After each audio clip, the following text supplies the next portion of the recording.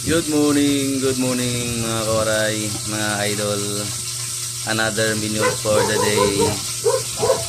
So, ayan. Sinigang na manok pero kalamansi lang yung gagamitin ko na pampaasim. So, ayan ang aking mga main ingredients. So, nagpapainit na ako ng aking paglulutuan. So, na siya. Na siya.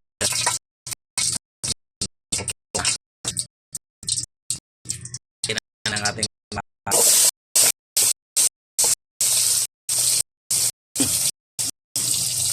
manikit. Ayan na siya.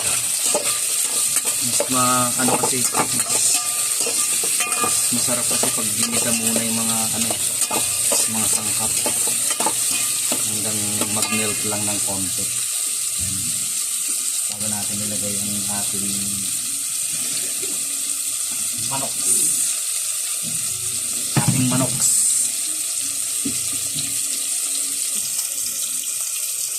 So, konting mikos lang hanggang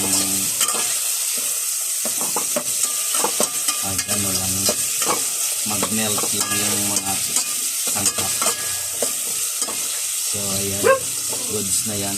So lagay ko na ang manok. Ayan, manok na naman. Pasensya na, laging manok ang aking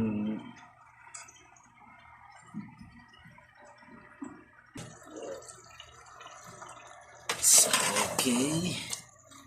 Konting mikos. Ayan. So, ayan. Isa lang natin ng konti ang ating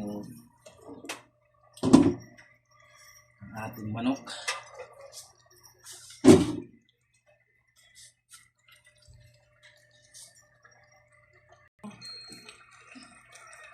So, ayan.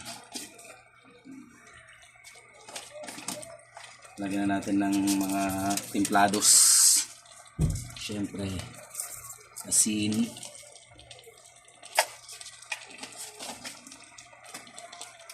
ang paminta,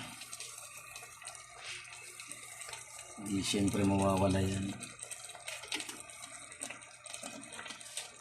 at ang pampalasa. Yan.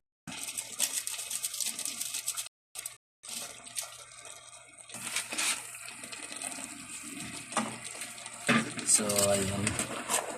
Mikos lang natin konti.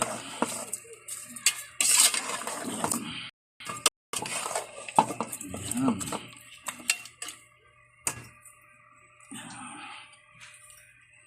Tapos, pabot na ako ng takip.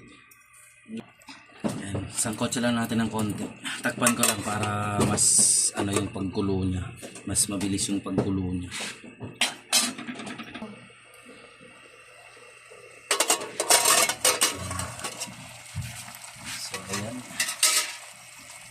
Mikos lang natin konti.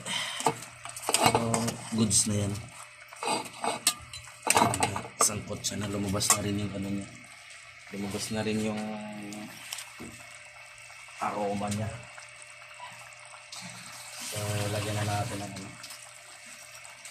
natin ng tubig para tuloy-tuloy na. Sakto lang, huwag masyadong madami. Hindi naman pang tinda.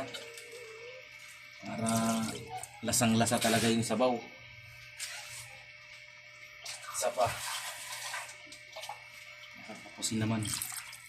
Yan, okay na. Okay lang yung ganyan. So, mikos konti. Yan. Pakuluin lang natin bago natin ilagay yung mga gulay. So, ayan, pakuluin lang natin mga 5 to 10 minutes.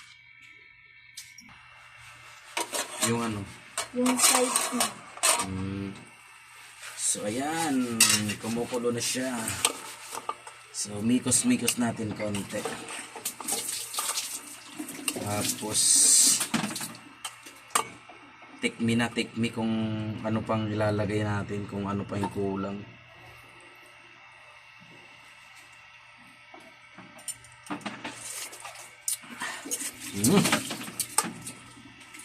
Konting ano na lang, konting paalat na lang.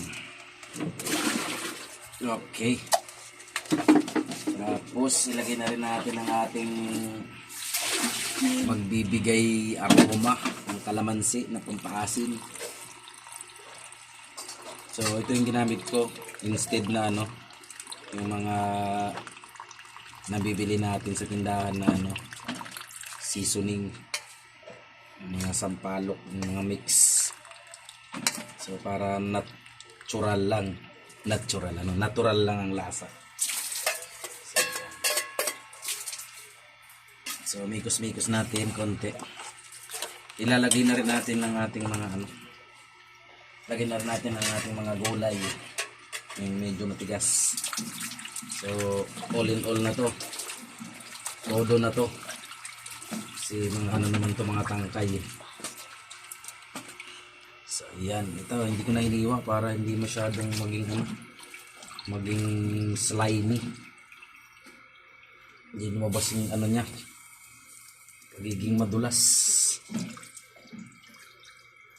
So halo-halo na yan yung tangkay ng kangkong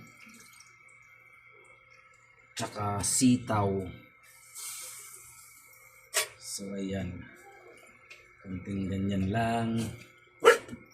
Ilagay na rin pala natin ang ano, ng ating ceiling green.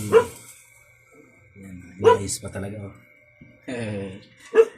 Tapos takpan natin at mga 5 to 10 minutes na kulo. Tingnan natin kung ano na, kung all goods na yan. So let's take a look how it ano. Ooh. So ayan na siya. Parang magulang na yung ano, okra. Hindi pa siya ganun ka ano. So need more minutes para maano talaga. Haluin natin. Mikos natin ng konti para tumailalim yung okra. Yan. Kasi medyo ano pa yung okra eh. Parang pag hinahalo ko, kumaano siya eh. Hindi pa siya ganun kaluto. So need ano natin, need more minutes pa para ano. Dapat sinabay ko pala dun sa paggisa yung okra para ano, naluto talaga siya. So takpan ko lang ulit para ano, para maluto yung okra. Medyo ano pa, medyo lutong pa. So tignan natin mga 5 to 10 minutes ulit. So let's take a look again. Ooh, perfect. So lagyan na natin ang talbos. Yan. Ang panghuling pinali. Uy, malalaglag pa oh. Kapiranggot na nga lang, malalaglag pa.